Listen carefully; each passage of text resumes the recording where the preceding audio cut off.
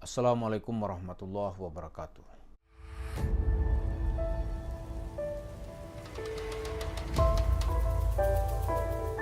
Para pemirsa, ada beberapa langkah yang mesti kita siapkan kalau ternyata Yusuf Mansur itu mau kembali beraksi di tengah-tengah umat Islam. Apa yang mesti kita lakukan? Karena menurut perkiraan kita, dia tidak punya tempat lain untuk mencari uang kecuali menggarap basis massa yang sebelumnya sudah dia nikmati uangnya, yaitu dari mimbar-mimbar masjid, dari pengajian ke pengajian, dari majlis taklim ke majlis taklim. Ini nggak bisa ditinggalkan oleh Yusuf Mansur. Kalau di tempat lain dia nggak, di mana dia dapat duit? Kalau bisnis real, dia merasa nggak cukup. Kalau bisnis real kan ada hitung-hitungannya.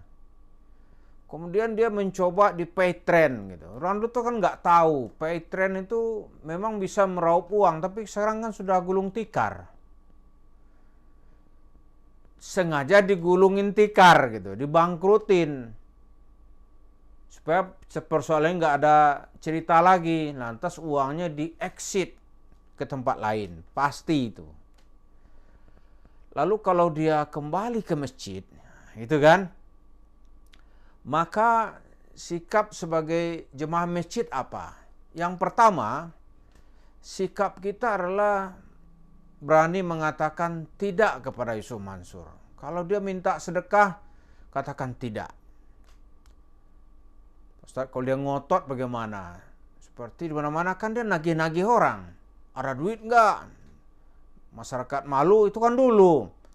Kalau sekarang orang nggak begitu, apalah, nggak ada iuh pakiuh pada Yusuf Mansur lah. Orang kan berani mengatakan. Nah, itu satu. Yang kedua, pengurus masjidnya itu harus, ya kalau bisa dilengserkan. Sekarang ini dimakzulkan. Karena dia adalah konspirasi di dalam persekongkolan jahat dengan Yusuf Mansur, itu pasti.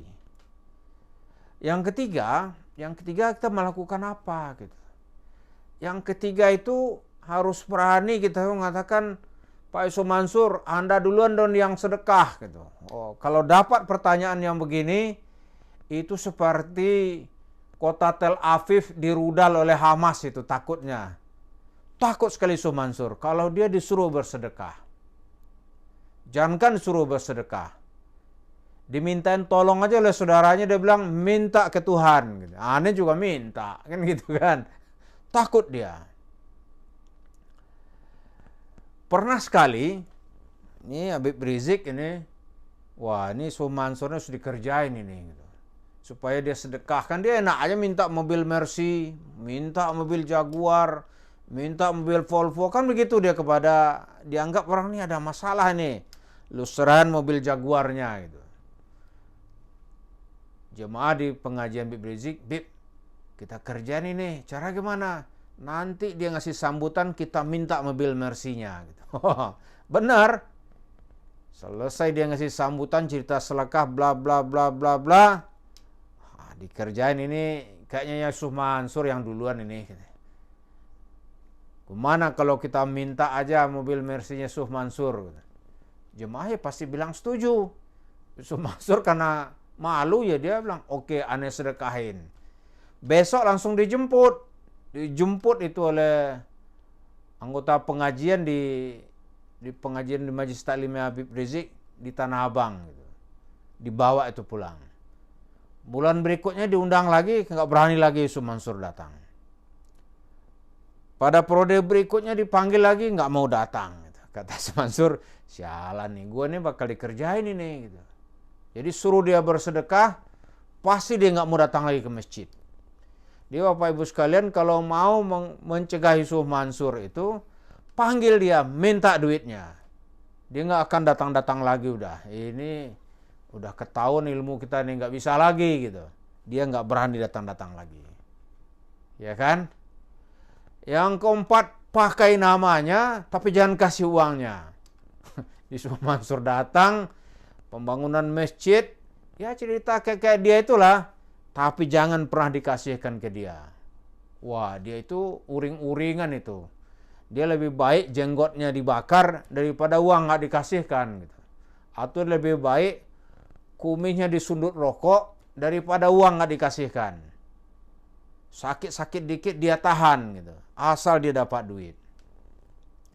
Kalau dia masih ngotot juga, kan ada orang kadang-kadang tuh sudah bebel ya, kata orang Jakarta ini. Udah kebal sekali. Dia apa juga nggak mempan, dia pokoknya tetap nagih sedekah gitu. Mungkin orang bisa bertanya, Pak Iso Mansur itu 5 pesawat yang katanya ngangkut jemaah haji, kok nggak nyampe-nyampe gitu. Itu udah berapa tahun pesawatnya terbang, nggak pernah turun di Jeddah atau di Madinah gitu. Kemana penagih hajinya? Nggak ada sampai sekarang. Itu kata dia mau beli pesawat, mana pesawatnya? Airportnya mana gitu. Kalau di Soekarno-Hatta kan ada di hanggar itu, hanggar mana pesawatnya? Atau ditaruh di Halim gitu. Atau mungkin dia taruh di lapangan terbang yang baru dibangun oleh Pak Jokowi di Jawa Barat sana. Kita nggak tahu. Kalau itu ditanya tetap dia ngotot-ngotot juga. Ada ini di dalam, kalau dalam Al-Quran kita bacaan Quran, bagi dia nggak mempan. Dituduh dia cerita-cerita palsu, dia marah. Tapi dia tetap akan berkreasi. Modal Sumansur ya cerita palsu. Misalnya cerita berjumpa Nabi Muhammad lah. Atau nanti ibunya nanti berjumpa dan lagi taklim lah misalnya dengan istri-istri para nabi. Kalau kita ngelihat ini kan apa ini ya. Tapi kan tetap aja orang yang percaya gitu. Nah, untuk mencegahnya yang terakhir, ini sama seperti bagaimana menghentikan kaum misionaris kalau datang ke rumah kita ya. Seperti itulah kira-kira. Kalau ada kaum misionaris ngotot memberikan perkabaran Injil gitu. Sama nih seperti Yusuf Mansur yang ngotot mengatakan dia orang sakti, mengatakan dia orang kalau dipegang pantatnya langsung sembuh, diusap kepalanya langsung jadi duta besar. Tanggung itu, bacain sekalian. Ini ada Bible di rumah saya kebetulan nih. Dalam Markus 16 ayat 18. Ini bunyinya begini. Mereka akan memegang ular. Dan sekalipun mereka minum racun maut, mereka tidak akan mendapat celaka. Mereka akan meletakkan tangan di atas orang sakit, maka orang itu akan sembuh. Ditanya ke Syekh Mansur, kalau Anda memang sakti, kami sediakan racun. Harus diminum. Kalau dia nggak apa-apa, ya barulah kita imannya hebat, kata Alkitab kan begitu. Jadi disediakan misalnya nih baygon. 1 gelas baygon, silahkan diminum. Kalau dia cerita panjang-panjangnya, minum. Kalau dia memang sakti, dia akan minum. Yang kedua, menurut perkabaran ini, orang tuh katanya orang imannya kuat tuh dipatok ular, dia nggak akan apa-apa. Kan gitu ilmu Yesus katanya kan. Coba, itu semasa dikasih ular kobra, dipatok, dia sanggup nggak? Dan saya yakin dia pasti akan kabur. Nah, baru ketiga katanya dia akan menghidupkan, meletakkan tangannya di atas orang sakit, dan orang itu akan sembuh. Kan ceritanya begitu ya. Tapi nggak ada yang rata-rata tuh nggak ada yang tahan. Ayo kalau kaum misionaris datang gitu, kasih baygon, minum, pasti dia kabur. Nah, Yusuf Mansur dia merasa orang sakti, udah ceritaan ayat nggak ada, hadis nggak ada, fatwa ulama nggak ada. Coba ujiannya. Minum nih hai Yusuf Mansur, ini baygon 1 gelas. Berani nggak dia menguji kesaktiannya? Yang kedua, coba dipatok ular kobra. Berpengaruh nggak bisa tuh bisa ular kobra kepada dirinya. Kalau dia sehat-sehat saja gitu, bolehlah gitu. Ini memang sakti gitu. Tapi umumnya nggak ada yang tahan. Ini cerita bohong-bohongan aja. Coba minum baygon atau dipatok ular. Itu adalah pertahanan terakhir kalau Yusuf Mansur nanti ngotot-ngotot mengatakan dia bisa ilmu ini, bisa bicara dengan langit, bisa bicara dengan malaikat. Nah, coba dikasih itu segelas racun, minum gitu. Pasti dia kabur. Kasih itu, sediain itu ular kobra, pasti dia juga akan lari gitu. Jadi begitulah strategi kita. Kalau habis pemilu nanti Yusuf Mansur kembali menjajal ilmunya untuk meraup uang sedekah.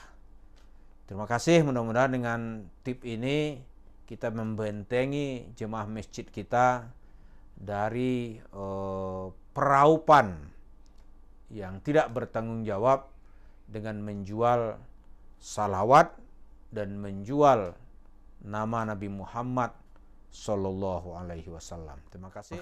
Assalamualaikum warahmatullahi wabarakatuh.